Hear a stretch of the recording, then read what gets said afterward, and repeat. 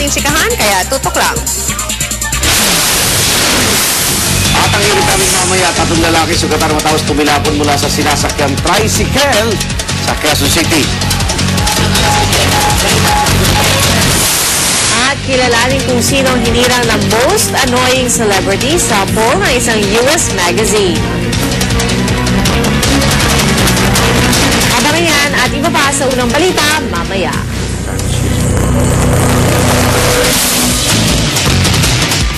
Magpahuli!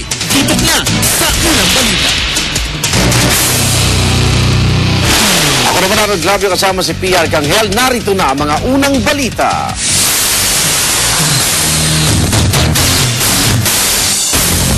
Umupa ng ang baha sa Baguio City pero ilang puno at poste bumagsak dahil sa lakas ng hangin.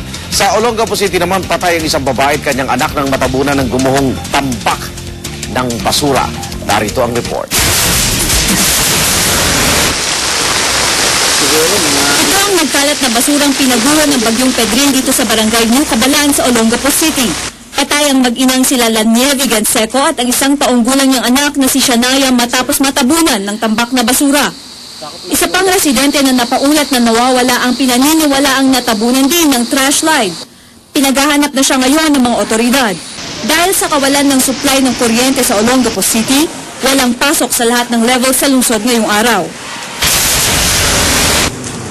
Namerwisyo rin ang Bagyong Pedrin sa Dinalupihan, Bataan kung saan 33 barangay ang binaha. Kaya naman ang lokal na pamahalaan, nagdeklara na ng state of calamity. Mahigit 15,000 pamilya ang apektado ng bagyo. 206 na po sa kanila ang nananatili sa evacuation centers. Hindi nakaligtas sa baha ang mga pananim. Sa pagtaya ng local officials, aabot na sa 14 million pesos ang halaga ng pinsala ng bagyo sa bayan ng Dinalupihan.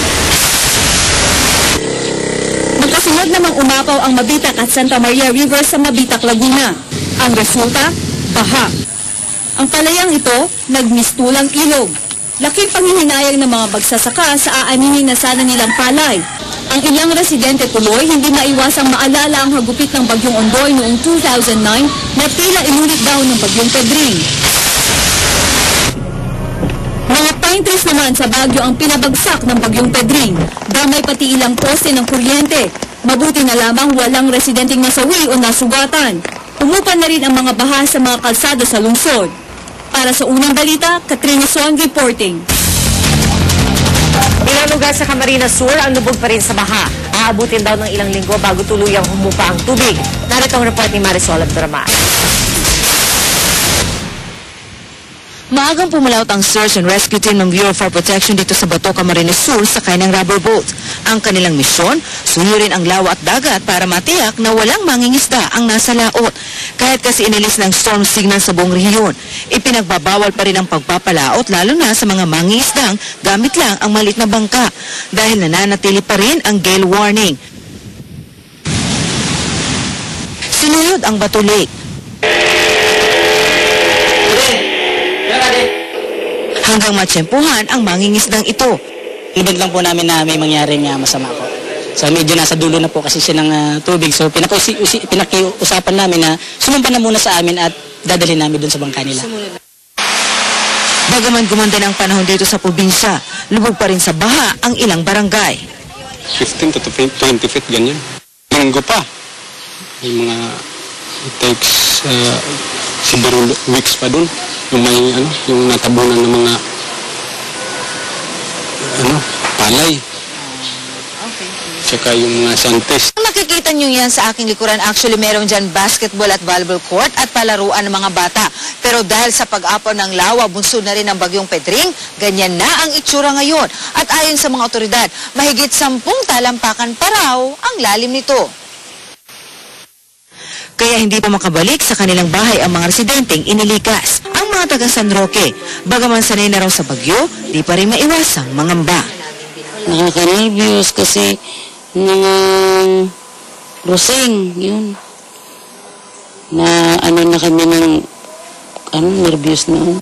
Para sa unang balita, Marisol Abduraman, reporting.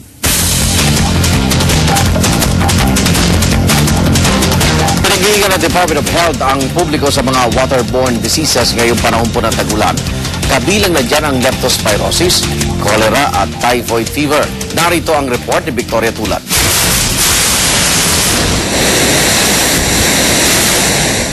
Ang malakas na ulang dala ng bagyong Pedring.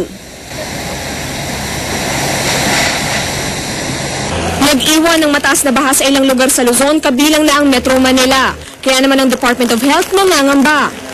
Ayon sa DOH, sa mga susunod na araw ay maaari pang tumaas ang bilang ng mga may waterborne diseases. Ito ay dahil lubog pa rin sa tubig baha ang ilang bahagi ng bansa. At dahil nakamamatay ang ilan sa mga sakit na ito, paulit-ulit na paalala ng ahensya ay magdoble ingat.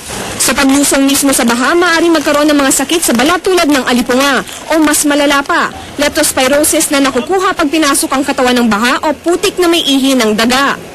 Kung hindi maagapan, ay hindi na iihi ang isang tao. Seryoso yan sapagkat komplikasyon na yan sa bato at maaari ikamatay na isang tao yan. Pero kahit hindi lumusong sa baha, maaari pa rin magkasakit kung pasukin naman ng baha at ibang dumi ang supply ninyo ng tubig. Ilan lang sa maaaring maging sakit ang cholera, typhoid fever at hepatitis A.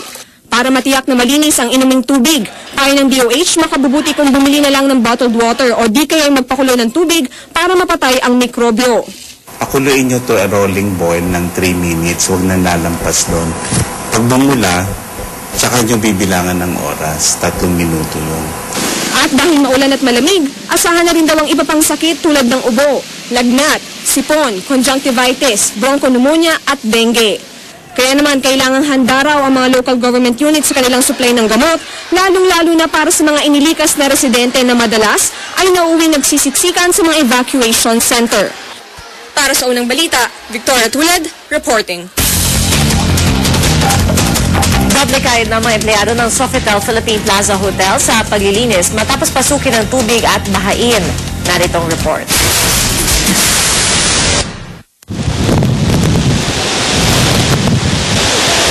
Akala mo mga alon ng tsunami ang ilang oras din humambalos sa mga gusali at struktura sa paligid ng Manila Bay. Hindi rin biro ang bugso ng hangin. Sumisipol, kayang tangayin ng tao sa lakas. Kaya nang matapos ang pananalasa ng bagyong Pedring, bugbog sarado ang maraming lugar. Isa rito ang 5-star na Sofitel Philippine Plaza Hotel na pinasok ng tubig. Inabutan namin ng mga empleyadong doble kayod sa paglilinis sa labas. Bakas ang hagupit ng bagyong Pedring sa hotel. Tumanggi pa rin ang kanilang pamuno ang magpapasok ng kamera sa loob. Pero base sa mga basang tablecloth at kumot na pumuno sa basurahang ito, pwedeng sabihin matindi nga ang inabot ng hotel. Pinapatuyo na rin sa damuhan ang ilan pang mga binahang gamit, gaya ng folding beds at mesa. Sa video na ipinadala ng isang news scooper, kitang-kita mula sa balkonahin ng isa sa mga kwarto ng hotel ang lakas at taas na humampas na alon sa Manila Bay. Ang malakas na agos ng tubig na ito ang pumasok sa katabing Sofitel na hanggang bewang daw ang baha sa basement. Ang mga sasakyan sa parking lot, halos abot bubong ang pagkakalubog. Pilit ng tinulak ng mga tauhan ng hotel ang sasakyang ito para mailayo sa baha. Wala nang nagawa ang mga turista sa hotel kundi panoorin ang maladilubyong mga eksena. Sa kuhang ito ng MMDA sa loob ng Sofitel, umapaw ang kulay putik na tubig sa kilalang Spiral Restaurant na nasa ilalim ng hotel. Ayon sa pamunuan ng hotel, ligtas nilang nailikas ang lahat ng kanilang guests sa mga katabing hotel. Wala naman daw nasaktan sa insidente. Para sa unang balita, Tina Panganiban Perez reporting.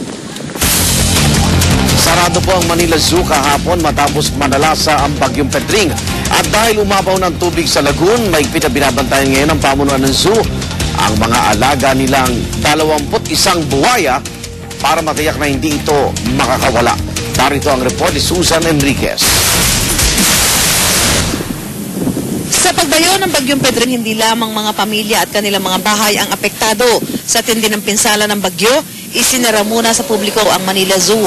Umabot daw kasi hanggang hita ang tubig sa zoo at dahil sa lakas ng hangin, nabuwal at naputol ang mga naglalakihang puno.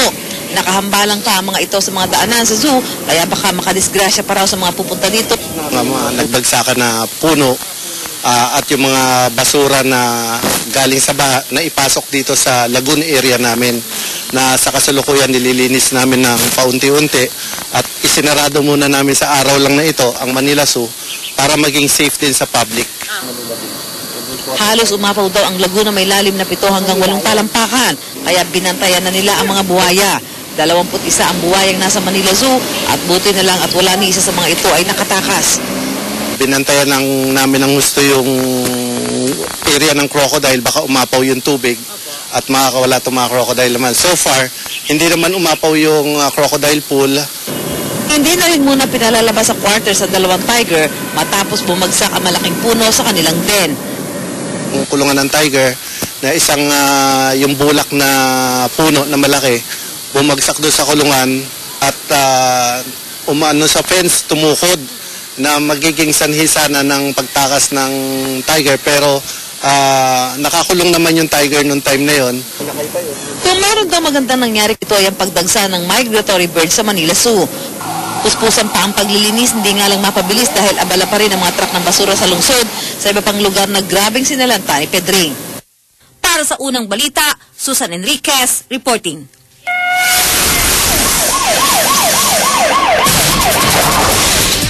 Isang tricycle ang nadisgrasya sa bangketa sa Novaliches, Quezon City. Sugatan po ang 3 sakay ng tricycle. Darito ang report ni Oscar Oida. Mga alas 12 na hati gabi nang tumilapo ng 3 lalaki matapos lumampas sa bangketa ang kanilang sasakyan tricycle sa bahagi ito ng Ramirez Street, Barangay Novo proper sa Quezon City. Sa tinilang kanilang pagkakalagpak, nagkabali-bali ang mga buto at halos di na makausap ang 2 sa mga ito. Habang isa sa kanila, nagawa pang may kwentong mula'y di malilimutan karanasan. Hindi ko rin po kasi namalayan, sir eh. Kasi basta pagkakabirit po ata ng driver namin, sir.